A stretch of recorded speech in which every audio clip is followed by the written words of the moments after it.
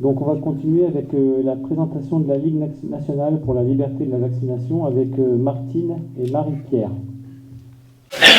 Voilà. Alors, bonjour à tous, je me présente, je suis médecin et très rapidement, je me suis posé des questions sur l'efficacité, la dangerosité qui me semblait liée aux injections vaccinales. C'est pour ça que je me suis rapprochée de la Ligue pour la liberté des vaccinations, et j'insiste bien sur le mot liberté, qui est absolument fondamentale. C'est une association qui a été créée il y a 70 ans, et je vous invite d'ailleurs à nous rejoindre au mois de juin, où nous fêterons donc nos 70 ans lors de notre Assemblée Générale à Toulouse. C'est une association qui a été créée par un médecin, donc qui était déjà quelqu'un de très clairvoyant et qui s'est posé beaucoup de questions par rapport à ces vaccins. Le but n'est pas, on nous traite souvent d'anti-vax, parce que c'est un mot qui est très à la mode à l'heure actuelle.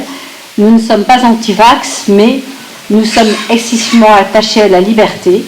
Et actuellement, nous avons déposé une pétition sur le site de l'Assemblée nationale. Alors pourquoi une pétition sur le site de l'Assemblée nationale ? Parce que lorsque nous aurons 10 000 signatures, et nous en avons à l'heure actuelle 6 034, je viens de regarder les chiffres il y a quelques minutes, eh bien c'est une pétition qui sera prise en considération par les députés et qu'ils seront obligés d'examiner publiquement. Donc je vous incite à aller sur le site de l'Assemblée nationale et de chercher pétition de la Ligue pour la liberté des vaccinations. Et si vous êtes intéressé, vous pouvez éventuellement la signer avant le 7 mai 2024, parce qu'après ce sera trop tard. Alors cette Ligue, son but, c'est quoi ? Eh bien, elle a plusieurs rôles. D'abord, premièrement, eh bien, d'éclairer les gens sur ce que l'on dit. Alors déjà, il y a quelques années, ce matin, Corinne Lallot, que je connais bien, parce qu'elle était déjà venue m'interviewer plusieurs fois quand elle était journaliste, eh bien, on en parle souvent. On sait que s'il n'y a pas des associations comme ça, on ne peut pas faire passer des messages, et surtout en ce moment où tous les médias mainstream appartiennent depuis très longtemps à des groupes de pression financière, et là-dessus, il ne faut pas se cacher la face. Il y a beaucoup de choses qui ne peuvent plus se faire. Moi, j'ai la chance d'être médecin homéopathe, mais j'ai une autre spécificité. Je suis médecin du sport et j'ai accompagné une équipe de France pendant 8 ans, et j'ai même été médecin olympique. J'ai donc accompagné une équipe de France pendant des Jeux olympiques, chose qui serait absolument impossible maintenant. Et j'ai d'ailleurs eu une consultation pendant 35 ou 40 ans pratiquement à l'Institut national des sports, à l'INSEP, mais maintenant ce serait totalement, le ministre mettrait son veto, et donc on ne pourrait plus le faire. Donc avoir des associations, et il n'y en a pas tant que ça en France, comme la Ligue pour la liberté des vaccinations, est importante. Donc le rôle de la Ligue est d'abord d'être rigoureuse. Nous faisons excessivement attention à ne pas avoir des propos ni faux, ni sectaires, ni agressifs, de façon à ne pas pouvoir se faire attaquer. Et ça, je crois que c'est quelque chose qui est absolument très important. Nous sommes là également pour informer. Et d'ailleurs, pour pouvoir vous informer régulièrement, eh bien, vous avez deux choses. D'une part, une lettre, la lettre de la LNPLV, qui paraît à peu près tous les 15 jours, et que vous recevez à ce moment-là par Internet, et qui colle toujours au sujet d'actualité. Et puis 3 ou 4 fois par an, vous avez un bulletin dont le prochain va sortir d'ici quelques jours, et que vous pouvez consulter et que vous pouvez garder et surtout faire circuler aussi. Donc premièrement, informer, mais en restant tout à fait sérieux. L'important aussi, c'est d'accompagner. Et nous recevons depuis des années, depuis toujours, mais encore plus à l'heure actuelle, beaucoup de gens qui sont inquiets et qui posent des questions. Alors d'abord les parents, parce que je vous rappelle que Madame Buzyn a fait passer les vaccinations de 3 obligatoires à 11, Et comme j'ai dit la semaine dernière sur Toxin, et d'ailleurs nous allons mettre en ligne sur le site l'émission que j'ai faite avec Clémence, nous allons mettre donc ça. L'important, c'est de savoir que ce n'est pas 11 vaccins que nos tout-petits reçoivent, mais pratiquement 30, parce qu'ils les reçoivent 3 fois. Et ça n'est pas du tout la même chose. Il faut savoir aussi que, et c'est ce que j'ai dit aussi donc, dans cette émission, que quand on fait une injection, on n'injecte pas seulement 3 ou 4 ou 10 petites bactéries, ou petites virus, ou petites quantités de toxines pour la toxine tétanique. Non, ce sont des quantités énormes, et ce qui fait que c'est par milliers de brins d'ADN que l'on va retrouver dans la circulation et dans les tissus. Donc ça, ce sont des informations qui sont scientifiques, qui sont vraies, qui sont vérifiées et vérifiables, et l'important, c'est de le faire savoir, aussi bien aux parents, parce que quand nos tout-petits reçoivent autant d'agressions, pour moi, qui suis médecin, c'est un véritable tsunami immunitaire. Et donc, on se pose des questions, et je me dis qu'ils sont quand même très résistants, parce que quand on voit que maintenant, on leur propose en plus de ça des anticorps monoclonaux pour soi-disant éviter la bronchiolite, on se dit, mais jusqu'où? Qu'est-ce qu'on va faire encore en plus? Donc voilà, ça c'est important, d'informer, d'écouter, de rassurer. Et malheureusement, nous sommes à l'heure actuelle démunis, mais nous avons un service juridique excessivement efficace pour pouvoir justement donner des conseils et éventuellement accompagner les gens qui se trouvent confrontés à la justice ou, à l'heure actuelle, malheureusement, là aussi, vous venez d'entendre des avocats, pour accompagner les victimes, parce qu'il y en a beaucoup. Alors, des victimes qui ont des petites choses, des choses pas très importantes, et puis malheureusement, des gens qui ont des maladies très graves, et puis malheureusement aussi des morts. Et ça, moi, ce matin, vous voyez, j'étais obligée de sortir de la salle, parce que je suis médecin, je suis là pour soigner, pour essayer d'être la plus efficace possible, même si je ne réussis pas tout le temps, mais certainement pas pour avoir des résultats pareils. Et c'est quelque chose que j'ai vraiment beaucoup de mal à accepter, de voir que on est là pour faire du bien, et puis finalement, le résultat, c'est le résultat inverse. En tant que médecin du sport, j'ai été la première à dénoncer ce qui se passe à l'heure actuelle avec les sportifs. J'avais fait une émission sur Radio Courtoisie et j'ai été la première à dénoncer, après les Jeux Olympiques de 2020, je crois que c'était à Tokyo, j'ai dénoncé les effets secondaires désastreux. Et il y avait une étude qui avait été faite en Belgique, et les athlètes se plaignaient d'avoir pratiquement 40% de fatigue et de résultats en moins. Quand vous êtes athlète de haut niveau, vous faites des efforts. Et moi qui ai vécu ça pendant 8 ans, ce sont des vies sacrifiées, ce sont des vies, on n'a pas le temps de voir les amis, on n'a pas le temps de voir la famille, souvent on sacrifie ses études, donc ce sont des efforts absolument colossaux, et on peut leur tirer notre chapeau, et je sais de quoi je parle. Et quand vous voyez que vous vous êtes entraîné pendant 8 ans, 10 ans, 15 ans, et que, à cause d'une piqûre qui vous est faite quelques semaines avant, vous perdez pratiquement 40% de vos moyens, je trouve que c'est absolument inacceptable. Et là aussi, j'ai dénoncé ça, j'ai été la première, je me suis fait traiter de tous les noms d'oiseaux. La radio a reçu des tonnes d'appels en disant « mais qu'est-ce qu'elle raconte ?» etc., etc. Mais il y avait une étude belge, et malheureusement, quand on voit le nombre de gens jeunes et d'athlètes de haut niveau qui décèdent, on est obligé de reconnaître. Voilà. Il faut être efficace aussi dans nos propos, dans ce que nous disons et dans ce que nous faisons. Et c'est pour ça que nous essayons de communiquer le plus possible et le mieux possible. Voilà. Actuellement, nous sommes pratiquement 2000 membres dans cette association.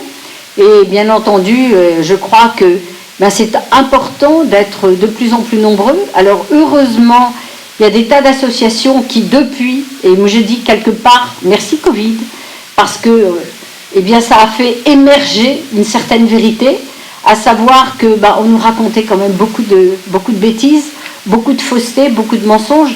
J'ai eu la chance de très bien connaître, parce que c'était des amis, Sylvie Simon, Jacqueline Bousquet, le professeur Georget, le professeur Montagnier, également Jacques Benveniste. Tout ça, c'était vraiment des amis. Et donc, quand je vois aujourd'hui ce qui se passe, je me dis, voilà, les graines qui ont été semées, eh bien, elles commencent à pousser. Alors bien sûr, ça va faire des dégâts. Je crois que les dégâts vont être malheureusement absolument colossaux, mais il faut se préparer à ça. Et à vous aussi de continuer à semer des graines. Il faut dire, moi au départ j'étais en colère parce que je trouvais ça tellement dégoûtant que j'étais en colère et je me suis dit que c'était pas la bonne solution, c'est pas comme ça qu'il fallait faire. Et donc maintenant je dis les choses aux gens, les gens prennent ou ne prennent pas, c'est leur chemin, c'est leur histoire.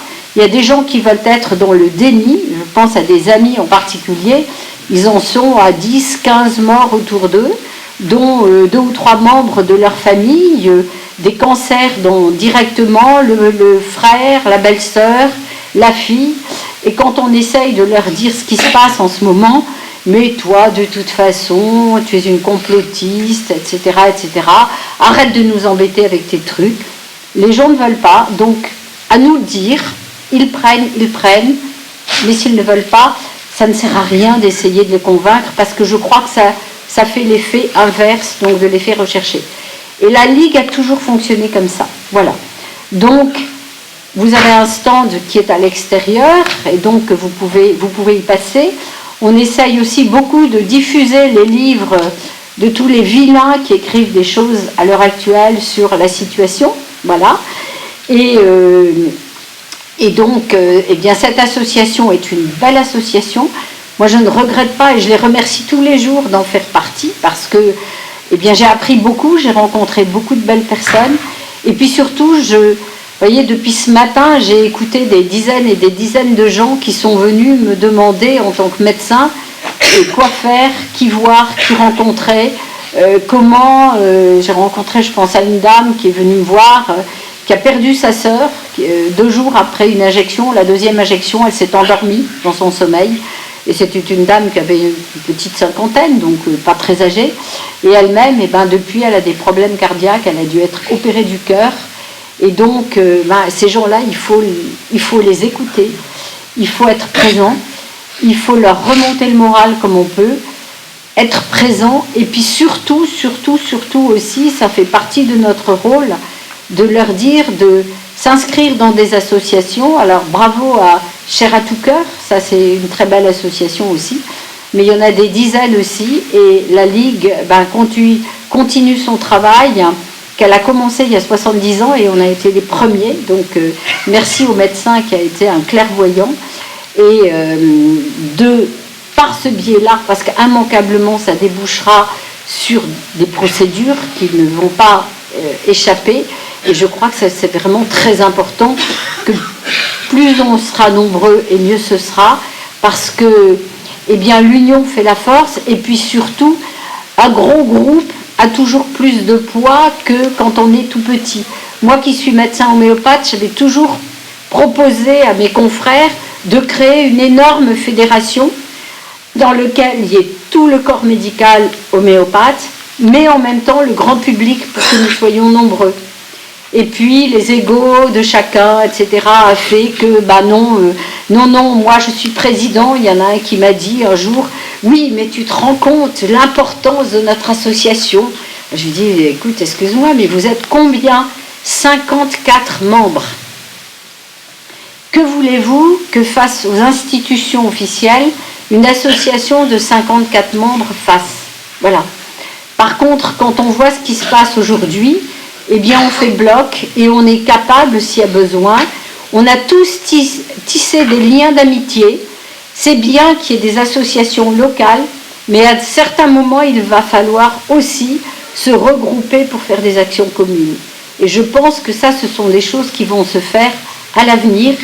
Et ce qui est bien aussi, c'est qu'on devient interdisciplinaire. C'est-à-dire que, vous voyez, vous avez des journalistes, vous avez des juristes, vous avez le corps médical, mais il nous faut aussi des scientifiques, et surtout, il faut le grand public.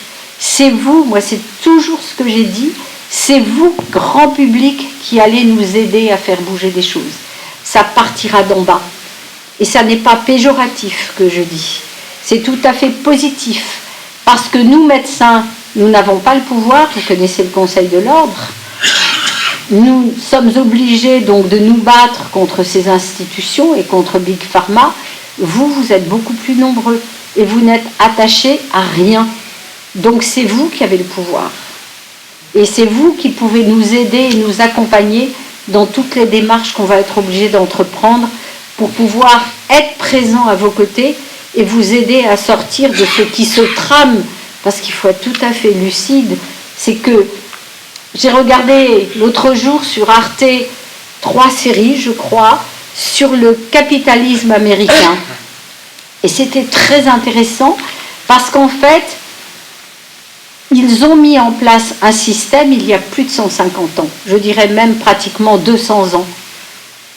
Et ce système, c'est peu à peu, vous savez, c'est la goutte d'eau qui se met dans le... Donc ça a été infiltré. Ils ont été très intelligents, très silencieux, très insidieux, mais très efficaces. Voilà. Et nous n'avons rien vu venir. Et à l'heure actuelle, nous courons toujours derrière pour pouvoir répondre à leurs attaques. Mais ce qu'il va falloir faire, c'est justement imaginer aussi d'autres choses pour faire avancer. Et c'est qu'en étant réunis qu'on va pouvoir faire. Réunis, même si on a des divergences d'opinion, ça n'a aucune importance.